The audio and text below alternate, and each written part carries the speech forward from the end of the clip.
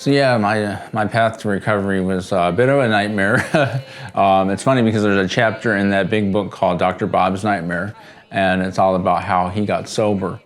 Well, for me, it was no different. It was definitely a nightmare. I battled my alcoholism for many years until the point of graduating to harder substances such as heroin, cocaine, meth, variety of other drugs. It's really hard to say where it first became a problem because, I dabbled with recreational pot when I was a kid, like most teenagers do. Eventually, though, the alcoholism took hold of my life.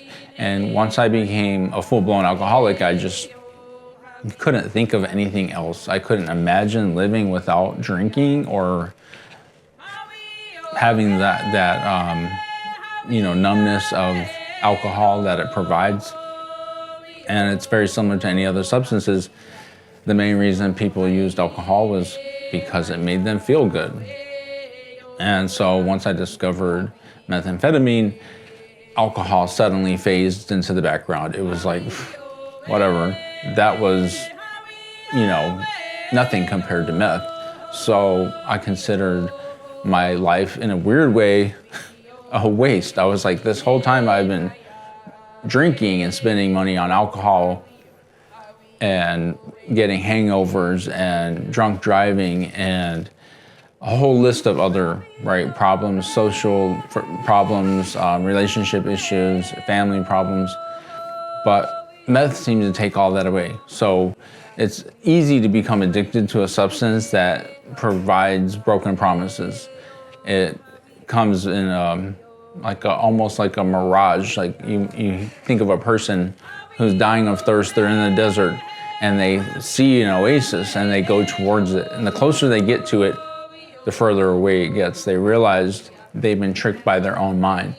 At some point, I went to treatment, and I remember the treatment counselor at Jack and Nitschke Center asking me on the phone that if I had any real friends, or if alcohol was my best friend. And that was just like a gut punch, because it was like a moment of truth, is what they call that, or a turning point. And I said, wow, you know what, I think you're right. I think alcohol is my best friend. And that's really sad.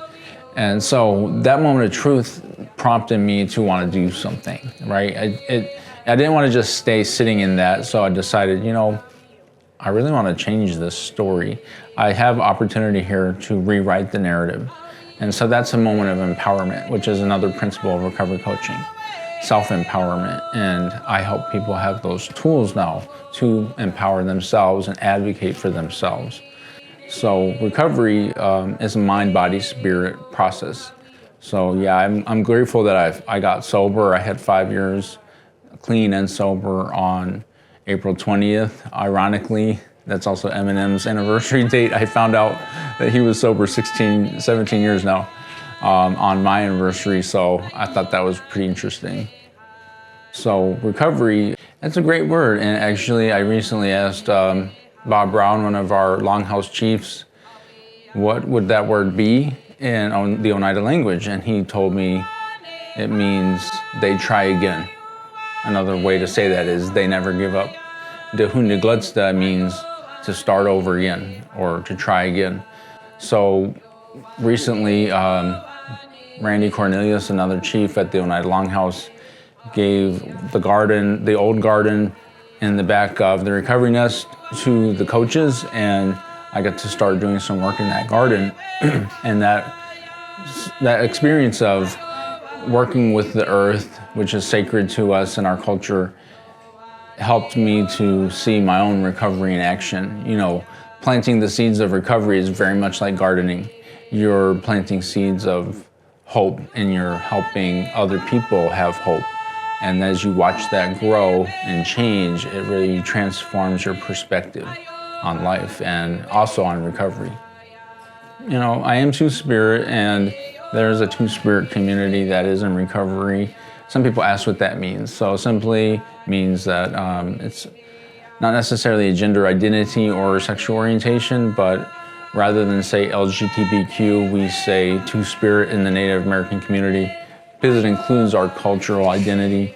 And so that's something that has helped me to heal, was feeling okay with who I am as a gay person who's in recovery, a Native American who's in recovery, a recovery coach who's a member of the Two-Spirit community. Like, I got worried at the beginning, like, nobody will be able to relate to me or identify with my journey. And I was actually, I was actually very wrong. A lot of people, thanked me for sharing my story and giving them hope, and being able to do that and be a part of that, it's just truly amazing. And it's a huge blessing. So I'm very grateful for that. Thank you.